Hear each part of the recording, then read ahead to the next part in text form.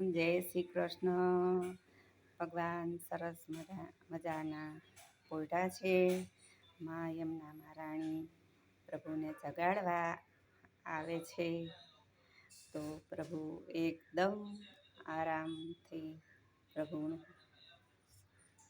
સરસ મજાના પ્રભુ આરામથી પોઢા છે.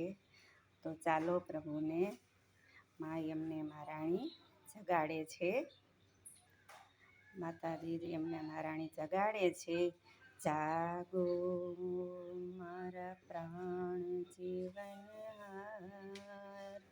તમે જાગો નંદ દુલારા, તમે પ્રેમથી જગાડો મારા નંદ દુલારા. ભગવાન જાગે છે. સરસ મજાનું મુખારવિંદના આપણે દર્શન કરીશું પ્રભુના.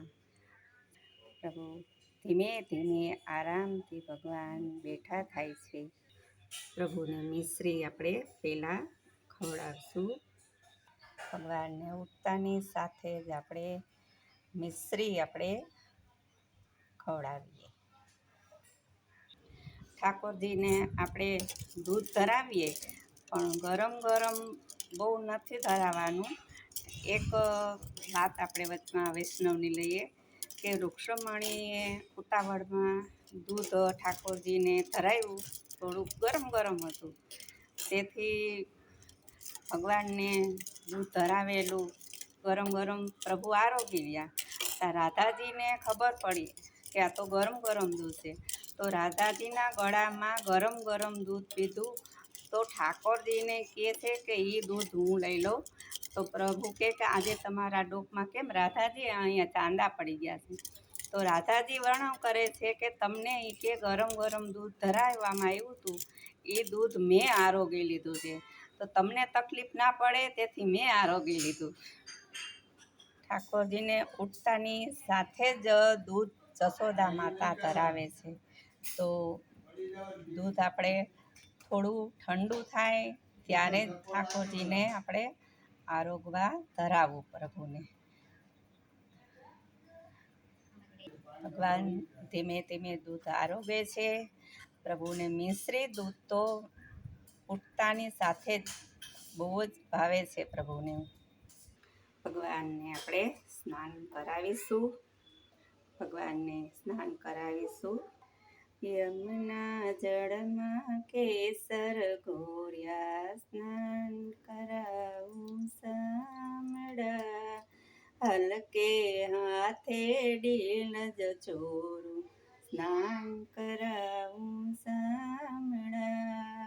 હવે પ્રભુને ચોખા જળથી સ્નાન કરાવીશું. આપણે આ કેસર પાણી ભગવાનનું પ્રભુને આપણે ગરમ પાણી થોડું થોડું હેતું લઈ હવે ચોખ્ખા પાણીથી સ્નાન કરાવીશું. અને આમેય વરસાદનું વાતાવરણ છે એટલે પ્રભુને ઠંડી ન લાગે તે માટે આપણે ચોખ્ખું અને ગરમ પાણીથી સ્નાન કરાવીશું. મારા પ્રભુ ઠાકોરજીને જય ભગવાન. સ્નાન કરો મારા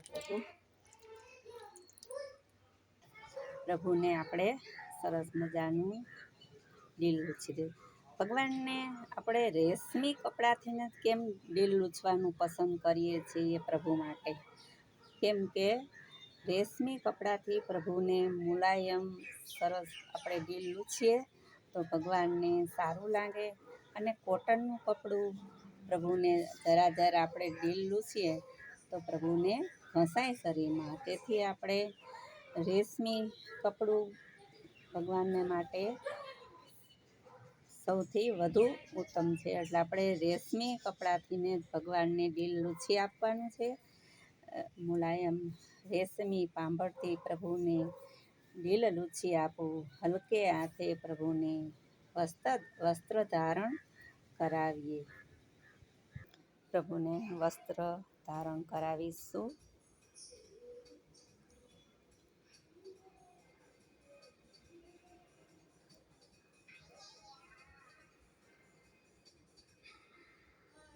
પ્રભુને હવે મનગમતો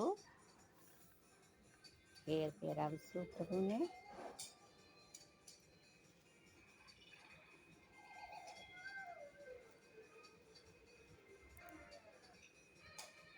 આ રીતે ભગવાન વસ્ત્ર ધારણ કરે છે. તો આપણે પ્રભુને વસ્ત્ર,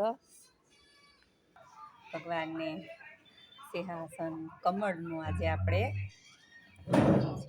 ભગવાન સિંહાસન ઉપર વિરાજમાન થઈ ગયા છે. પ્રભુ મુગટ આપણે હવે ધારણ કરાવીશું. ભગવાનને તિલક આપણે ધારણ કરીશું. ચંદન મસ્તકે લગાવીશું. ભગવાનને મુગટ ધારણ કરાવીએ છીએ. પ્રભુને વાંસળી આપણે ધારણ કરાવીશું. મુખ પર મોરલી વરદાડી મારો લાલો. પ્રભુને મોરપીંછથી પંખાવીશું. પ્રભુને ચણોથી માલા અર્પણ કરીશું.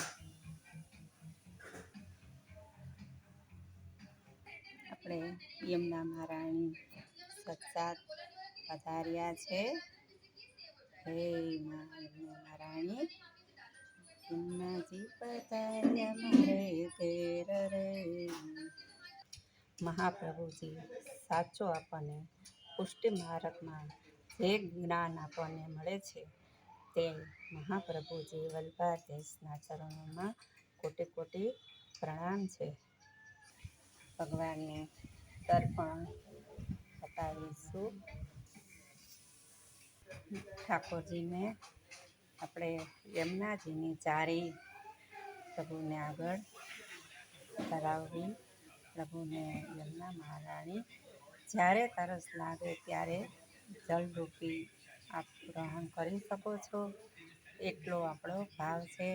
સાક્ષાત યમુના મહારાણી પ્રભુને દ્રષ્ટિ ધરાવવી એ પ્રભુનો અતિભાવ છે. ભગવાનને ચક્કરડીથી રમાડીએ.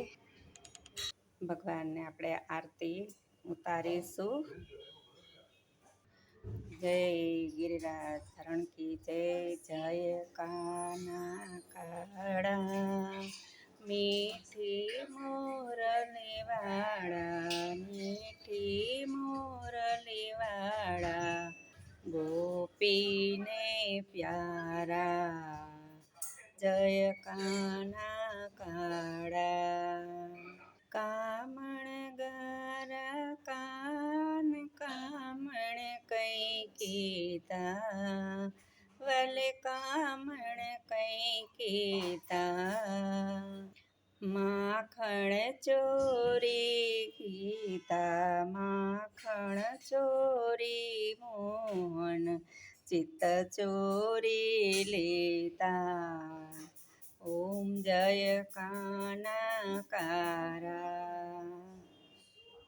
નંદ જસોદા ઘેર વૈકુંઠ ઉતર્યા, વાલા વૈકુંઠ ઉતર્યા. કાલીએ મરદન કીધા, કાલીએ મરદન કીધા, ગાયોને ચારી. ઓમ જય કાના કાળા. ગુણ તણો પાર કે મન નહીં આવે, વાલા કે મન નહીં આવે. નૈતિ વેદ પુરાણે, નૈતિ વેદ પુરાણે, પુનિત ગુણ ગાવે. ઓમ જય કાના કાળા. જય કાના કાળા પ્રભુ, જય કાના કાળા. નટવર નંદ દુલારા, નટવર નંદ દુલારા, ગોપીના પ્યારા. જય કાના કાળા. ઓમ જય કાના કાળા પ્રભુ જય કાના કાળા, જય ગિરિરાજ ધરણ કી જય, શ્યામ સુંદર એમની મહારાણી કી જય, વલ્લભાધીશ કી જય. કાલે એટલે આવતીકાલે 11 છે, મોટી 11, નીમી 11. તેથી ભગવાનને 4.5 મહિનાના આપણે 11 12 મહિનાની ન રહેતા હોય, પણ આ તો 4.5 મહિનાની 11 તો આપણે વૈષ્ણવને રહેવી જરૂરી જ છે. તો જે વૈષ્ણવ 11 રહે છે તે આપણને ખૂબ ખૂબ પ્રભુના આશીર્વાદ છે. આપણે કહેવતમાં આવે છે કે ભગવાન 4.5 મહિના પોઢી જાય છે, તો શું એ વાત સાચી છે? તો તમે જરૂરથી કોમેન્ટમાં તમારા શબ્દો વિતરણ કરજો કે પ્રભુ સાચે જ પોઢી જાય છે. જય શ્રી કૃષ્ણ. આજના બધા વૈષ્ણવને દૈસમના જય શ્રી કૃષ્ણ. આવતીકાલે 11 છે, 11ના બધા વૈષ્ણવને દાદાથી જય શ્રી કૃષ્ણ.